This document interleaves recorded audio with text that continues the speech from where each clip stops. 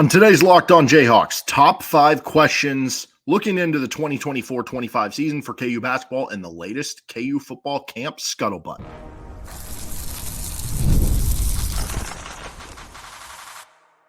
You are Locked On Jayhawks, your daily podcast on the Kansas Jayhawks. Part of the Locked On Podcast Network, your team every day.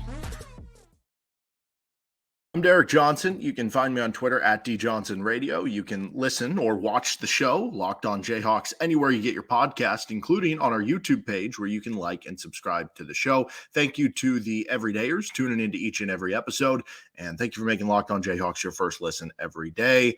Of course, we are going to be talking top 5 early questions about KU basketball, maybe the biggest things that could hold them back. If anything does, maybe they'll just be awesome and dominant and, have like a 2-loss season and just roll through everything. That would be great for everyone involved. But we're going to get to our top 5 questions. Then we'll get to our specialists preview for KU football and the latest around KU football camp going on. This episode is brought to you by Game Time. Make sure to download the Game Time app, create an account, and use code LOCKEDONCollege for $20 off your first purchase. Terms apply with Game Time. All right, so we're going to start with our top 5 questions for KU men's basketball ahead of the 2024 to 2025 season. Number 5, how ready are the freshmen? Now, this is only 2 players involved for KU with Flory Badunga and Rakis Passmore, and neither one is really guaranteed a spot in the rotation, right? When you're talking about Flory Badunga, like maybe he's the favorite to win the backup center job behind Hunter Dickinson, but it could very easily be Zach Clements. And if Zach Clements ends up taking that spot, how many minutes are there really available for Flory Badunga? Now, kind of going back to some past conversations on the show, I am starting to wonder more if like Bill Self is going to throw out for 5 minutes a game a lineup where Hunter Dickinson is next to Flory Badunga. And it sounds crazy and it sounds asinine, and I kind of don't love it, but in theory, you could say, well, playing, KJ next to Hunter, how is it that different than playing Flory next to Hunter, right? Either way, you have a non-shooter next to Hunter, except in the case of Flory, he's a better rebounder than KJ. He's a better, I guess you would say, like interior defender shot blocker than KJ. So maybe you can make it work. I don't know. But either way, point being, what is his role going to be? How ready is he? Is he ready to assume that role where he can play all the backup center minutes and not just play those minutes, but be an impactful player? We've talked about this before. If you can have that kind of UConn from 2 years ago rotation where they had Adama Sanogo as your starting center, he wins Final Four MOP, right? You have that productive college level player, but he wasn't a first round NBA draft prospect. He was just a very productive college player. And then the backup center was Donovan Clingan, who was coming in for 10, 12, 14 minutes in a given game. And he provided that extra oomph or that extra defense or lob threat or whatever, that basically no matter what, whenever the 40 minutes per game for whoever the center was, they were getting the best center play in the country. Can you do that this year with Hunter Dickinson, who just came out on FanDuel that he is the leader in the Wooden Award preseason for this upcoming season, right? So you have a National Player of the Year favorite right now. Can Flory Badunga supplant him with that future NBA potential and that defense and all the excitement that you could have with Flory Badunga? And then with Rakis Passmore, like, is he going to have a role on the team? Is he going to play 8, 10, 12, 15 minutes a night? Or is he just going to play more spot minutes? I don't know. That kind of remains to be seen. But if Rakis Passmore is that ready, and with his athleticism and the potential that he can get to, if he earns his spot in the rotation, that would be a great sign because of all of those other things that make you think he can be a ceiling raiser for the team. So just how ready are the freshmen? Because they can really, going back to that raise the ceiling comment I just had, that's what I think they can do on this team. Like, I think the floor is kind of established with the guys like DeJuan Harris and Hunter Dickinson, and that floor is probably being, at least a top 20, 25 team in the country. Then you have guys like AJ Storr and Ryland Griffin. They push that possible floor and ceiling to being one of the best teams in the country. If both your freshmen go off, or one of the two with Flory and Rakis, that's how maybe you wind up being by far the best team in the country. I don't know, something like that. All right, number 4 question here is the lack of wing depth. How will that affect KU? Because they certainly have what seems to be a good amount of depth. They have more than they did a season ago, but how much true wing depth do they have? I know KJ is going to play kind of at the 4, which is kind of nowadays what a wing would play, but I don't know that I classify him as a wing. Obviously, Hunter, Flory, Zach, like those guys are not wings. You look at the guards that you have with DeJuan Harris, Zeke Mayo, Shaquille Moore. Like those are guys who, in the case of Moore and Mayo, they could play at the 2, and heck, maybe you even have a lineup that you throw out there where DeJuan is playing next to Moore, who is playing next to Zeke Mayo. And in that sense, if he's the 3, it's kind of like he's a wing, but those guys are not wings. They're guards, right? So how many true wings do you have on the roster? I think Rylan Griffin is kind of a shooting guard / wing, so I'd be fine if you counted him into that. But even then, he probably leans more toward being a guard than he does a true wing in that traditional sense. I guess you maybe could have said the same thing about Ochai Agbaji, but Ochai had some weight and I don't know, maybe a little bit more that would make me think wing than Riquise Passmore. But either way, you're looking at AJ Storr and you're looking at Riquise Passmore. And I guess Jamari McDowell would kind of be in that same hybrid of like, is he a guard? Is he a wing? There's not a ton of wings, right? And you look at the last couple of years at Kansas, they've played a lot of wing minutes. Furphy and McCullough on the wing. And, year before that, you were playing Jalen Wilson and Grady Dick and Kevin McCullough again. Like you go back the year before that, Ochai Agbaji, Christian Brown, Jalen Wilson. A lot of wing minutes have eaten up those minutes the past couple of years at Kansas. You don't have that same wing depth this season. Now, maybe it's okay because you do have more guard depth and you feel good about the center position and everything. But that'll kind of be the question to me. Like, does that have any impact? Because in today's day and age of basketball, just in general, you see the wing position being so valuable because of their switchability, because of their ability to really guard a lot of different positions and give you a lot of different opportunities on both sides of the ball. All right, number 3 question here. Forcing turnovers for KU. How good are they going to be at forcing turnovers? Last season, this was not a strength for KU. And based on what is coming back on the roster, based on what they lost, based on what you added to the roster, what can you expect in terms of the turnover forcing and that sort of thing for Kansas? Because it is important. I mean, you don't have to be, press Virginia or this dominant like turnover forcing team, but you need to be at least a little better at it. So last season, Kansas ranked in the 200s in the country in terms of turnover rate defense. They were 207th in the country in turnover rate defense. So they were not forcing a ton of turnovers. You go back to the year before that, 2023, when they got a 1 seed, they were 65th in the country in turnover rate defense. You go back to the year before when they won a national title. That year, it wasn't as great either, but it was still better than this one. So that year, they were 10th in conference play in turnover rate defense. This year, I guess they were a little better than that at 7th, but I don't know, man. When I see it comes down to this for me. Like you look at the 2022 team, maybe they were okay getting away with it because of all the other things they did well. When I look at what this year's team could be, if you're playing a lot of minutes with KJ at the 4 and Hunter Dickinson at the 5, even though they have overhauled the 3-point shooting, we've talked about that before, that it's going to be better for this team, I guess. It's still not something where I think they're going to shoot so many threes that like you have to make up the math game somehow. And what that means, everybody has their own way of making up the math game. Some teams it's winning extra possessions by being really good at offensive rebounding. Some teams it's forcing turnovers to win those extra possessions. Other teams it's shooting a lot and making a lot of 3-point shots. Again, I think they'll be better this year than last year in the 3-point shooting, but you have to be better offensive rebounding. You have to be better with those turnovers.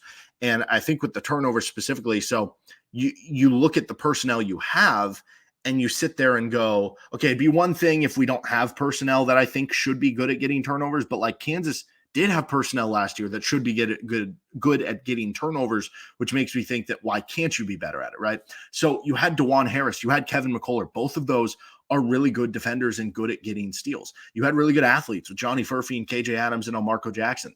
And despite that, again, you were middle of the pack during Big 12 play in turnover rate defense, 207th in the country. So that 207th ranking was actually the worst for Bill Self since 2015. So again, you go back in time, worst turnover rate that a Bill Self team has had since 2015. So, and that 2015 team was obviously not a super, I guess you would say, memorable team in the time at Kansas. Even that 2022 team, if you look at like turnover percentage, because not all years are made the same, Kansas turned the opponent over 16.5% of the time. That 2022 team turned teams over at 18.1% of the time. The 16.5% turnover rate for Bill Self last season was the worst since the 2014 team.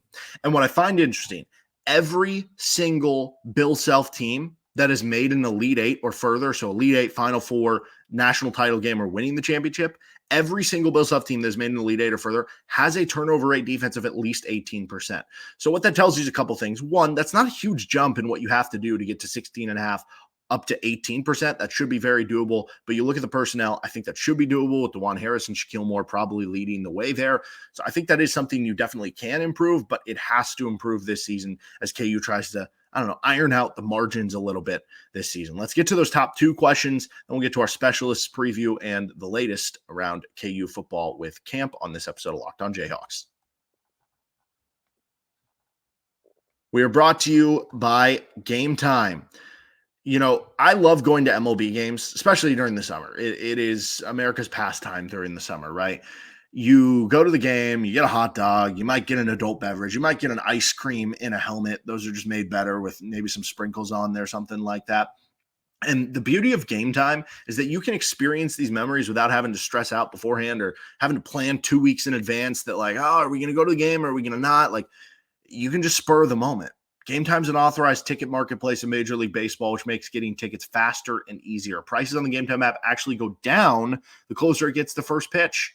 They have last-minute deals where you can save up to 60% off buying last minute for sports, concerts, comedy, theater, whatever's going on around you that you're looking to attend.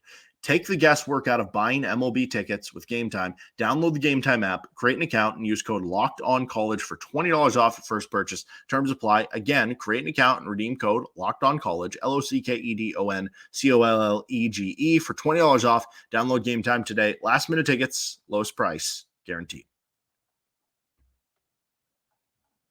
Thank you to everydayers tuning into each and every episode. Don't forget, we got plenty going on around our Locked On Podcast Network. I was just on the Locked On College Football Show talking a little KU football. We'll talk plenty more KU football in this episode and throughout the week here with Locked On Jayhawks. Our Thursday episode is going to be talking about how aggressive is KU going to let Jalen Daniels run the football and our running back preview. Friday, we're going to get to our 10 biggest storylines for KU football in 2024 and our defensive tackle room preview. Okay, so what are the top two questions for KU basketball ahead of the 2024 to 2025 season? Number two is defense. And I think most specifically, it's defending teams who can space you out, to defending teams who take a lot of three-point shots, defending teams who are going to run a lot of pick and roll. Those are going to be the keys for KU. We saw Gonzaga run pick and roll over and over again, right down KU's throat in the tournament game and just bludgeon them on that end of the court. We saw teams throughout the season be able to pace and space and get a lot of open threes and make a lot of threes and cause KU all sorts of problems. How are you going to defend that this season? So last season, Kansas actually finished 20th in adjusted defensive efficiency on KenPom, which still, that's pretty decent. And that was even with Kevin McCullough, who arguably your best defender, only helping the rating for the games he played in, which he obviously missed a lot. And he's gone now, though. And Marco Jackson was a good defender last year. He's gone now, though. So on its own, you would say that takes a hit a little bit. But also that was even though top 20 is still not bad, that was the worst defensive ranking for KU on KenPom since 2019. If you go, though, by the adjusted points allowed per 100 possessions, KU gave up 95 adjusted points per 100 possessions last season. That is the worst that Bill Self has had since 2018. And those would represent 2018 and 2019, the two worst defenses by KenPom that KU has had in the Bill Self era. So it definitely helps that you added Shaquille Moore to this roster. He's going to be a really good defender for you. I think Flory Badunga and Rakis Passmore, both of them have high defensive potential. Now, we don't know if they're going to reach it. A lot of times that is a struggle for freshmen, the defensive end of the floor, because of the just getting to know everything in the system, and that can be challenging under Bill Self. But if they can figure it out, the potential, Keys Passmore, really athletic wing, powerful guy. Flory Badunga jumps out of the gym, super long wingspan. The potential is there for both of them to be very good defenders for you. But that kind of becomes the question, like, how good can this defense be? This defense doesn't need to be top 10 in the country, right? The idea is that you're going to have a top 5, top 10 offense in the country. So can your defense be good enough? You go back to the team who won the title 2 years ago. They finished in the top 20, but coming into the NCAA tournament, they were like 24th, 25th. Can you be in the top 30? Can you be in the top 25 on the defensive end of the floor? That should at least be doable given you were 20th last year. But it's going to take some tweaks. It's going to take some improvements from players. It's going to take Bill Self scheming up in a lot of ways. The number one, though, question that I have for KU basketball headed into the season, mentioned it earlier briefly, is offensive rebounding. So I didn't do rebounding as a whole because defensive rebounding was actually kind of good last season, sneakily for KU. Mainly offensive rebounding was the issue. So Kansas actually had a 73.5% defensive rebounding rate last season. What does that mean? They ranked 71st in the country.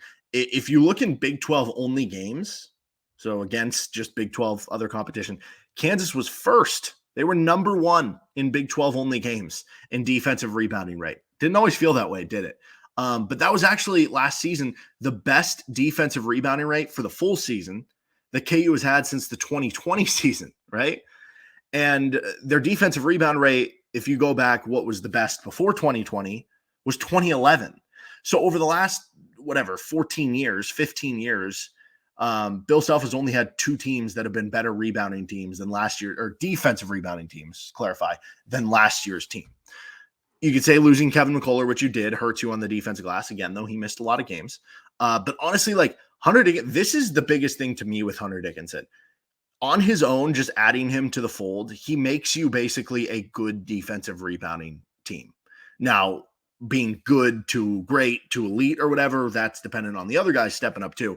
But the floor of being a good defensive rebounding team by just having Hunter Dickinson gobble up rebounds is a very real advantage for KU in a lot of these ways. Again, they were first in Big 12 only games in defensive rebounding rate. But the problem, number one question, offensive rebounding rate, not defensive rebounding rate. And as we talked about for KU, they are not going to be one of the teams that takes one of the most three-point shots in the country. If teams are condensing the court on them because they're playing KJ next to Hunter or whatever lineup is out there, and it's making the offense a lot tougher, you have to find ways to make up for that offense. And one of those is getting offensive rebounds and getting your putbacks. And on paper, I look at Kansas and I say, okay, Hunter Dickinson, KJ Adams, really good athlete. There are a lot of reasons you should be a good offensive rebounding team, but that wasn't the case a season ago. So Kansas gathered just 25.7% of their offensive rebounds a season ago. That ranked 286th nationally. 286 nationally in offensive rebounding rate. If we look at Big 12 only games, Kansas had a 24.2% offensive rebound rate. So it was worse than their full season. That ranked dead last. They were 14th among 14 conference teams in offensive rebound rate. It was the worst offensive rebound rate of Bill Self's coaching career since at least 1997 when he was at Oral Roberts. The stats do not go further back than that. So from what we know, it was the worst offensive rebounding team of Bill Self's entire tenure. Oral Roberts, Tulsa, maybe one of his first couple teams at Oral Roberts was worse, but Oral Roberts, Tulsa, Illinois, and Kansas, it was the worst. It was also just the first time that he has ranked outside the top 180 in his tenure at Kansas.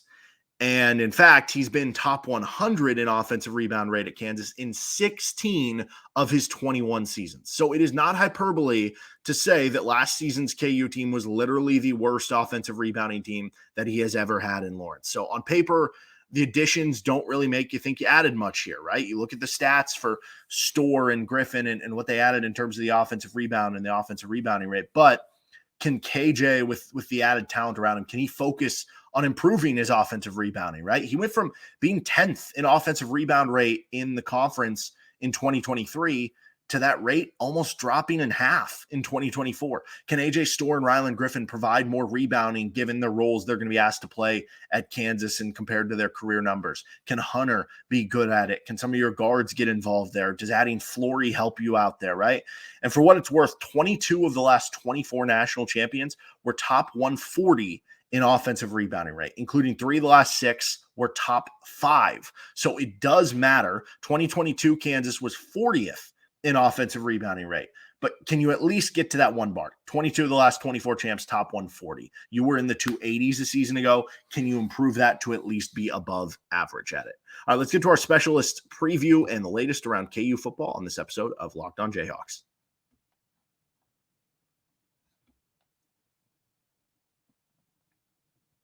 Thanks for joining us here on Locked On Jayhawks. Quick specialist preview for KU football.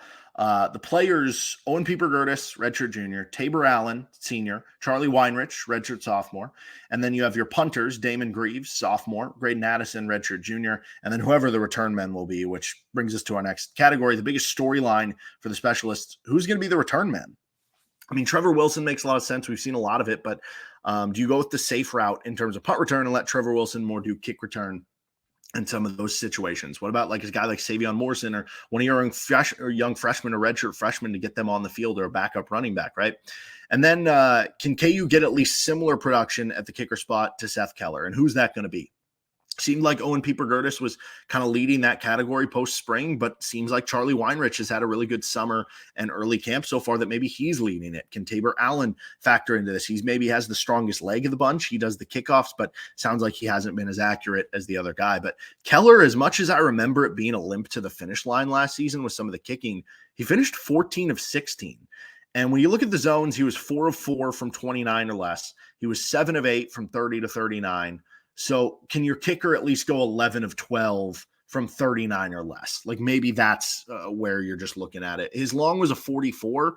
That seems doable for these guys. And there was an issue with PATs getting blocked. Like maybe that doesn't happen. So maybe you can kind of match that prediction. And then the last one, or production, the last storyline here is, can Damon Greaves add more distance? He did a good job kicking high booming punts that were tough to return, but the overall distance wasn't super far. Can he add a couple with some added weight to him and some added time and with Matt Gildersleeve that makes him an even more potent punter? The latest around KU football in camp. It sounds like David Abajian, who's a young freshman coming in, he's injured. He posted a picture on Twitter, later deleted it, of him in like a big leg cast. So unfortunate there. You hope that he just comes back healthy and ready to go and eventually can get a start on what could be a promising career. Lance Leipold said that Jalen Todd has been outstanding so far, and you don't have to tell him anything twice. And sounds like he's very coachable. Sounds like a guy I've been very high on, Jameel Croft. Maybe there's a little bit of trying to rein that in a little bit. So it sounds like Jalen Todd might have the upper hand on that fourth corner spot, with Demarius McGee maybe taking the third, but he also complimented BJ Dilworth. He mentioned Dean Miller is popping, which is great to see because you want, one of those defensive ends to stick out. Unfortunately, Bai Jobe is battling a hand injury, so maybe that makes the D-end competition a little smaller. And then J.B. Brown has been the most standout linebacker. That is music to my ears. I'm very high on what he can do. I was high on him last year, and I guess speaking of linebackers, seems like Alex Reich, more and more likely he's going to play a real role on this team based on how coaches have talked him up and that he was made available to the media and all those little things. That'll do it for this episode of Locked On Jayhawks. You can find our show anywhere you get your podcasts, including on our YouTube page. We will be back tomorrow for another episode talking about Jalen Daniels running the football, and we'll see you then with LOJ.